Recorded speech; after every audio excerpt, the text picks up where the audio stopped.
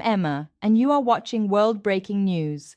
Russian President Vladimir Putin has denounced discriminatory Western sanctions, abetted by an unfair financial system as his country's economy teeters on the brink of recession, wounded by trade restrictions and the cost of his war in Ukraine.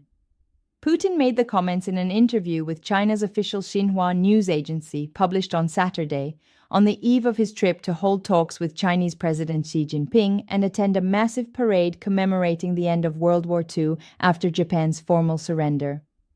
It is essential to end the use of finance as an instrument of neo-colonialism, which runs counter to the interests of the global majority, Putin said, according to the full transcript of his interview published by Xinhua.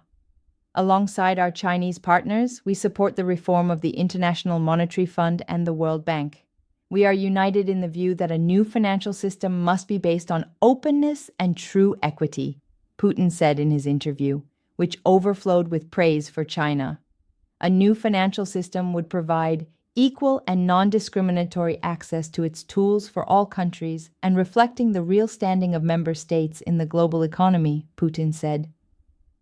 I am confident that Russia and China will continue to work together towards this noble goal, aligning our efforts to ensure the prosperity of our great nations, he added. Putin will be in China, Russia's biggest trading partner, from Sunday to Wednesday in a 4-day visit that the Kremlin has called unprecedented. The Russian leader will first attend the 2-day summit of the Shanghai Cooperation Organization, SCO, in the northern Chinese port city of Tianjin.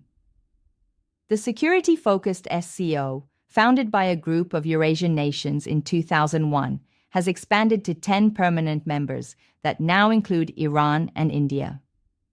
When Western nations severed ties with Russia after Moscow launched its full-scale invasion of Ukraine, it was China that came to the rescue, buying Russian oil and selling goods from cars to electronics that pushed bilateral trade to a record 245 billion in 2024. China is now by far Russia's leading trading partner by volume, and transactions between the countries are almost entirely carried out in Russian rubles and Chinese yuan, Putin said in his interview. Russia was also a leading exporter of oil and gas to China, and the two sides are continuing joint efforts to reduce bilateral trade barriers, he said. Putin and Xi declared a no-limits strategic partnership in 2022, and the two have met more than 40 times in the past decade. Thanks for watching and subscribe now.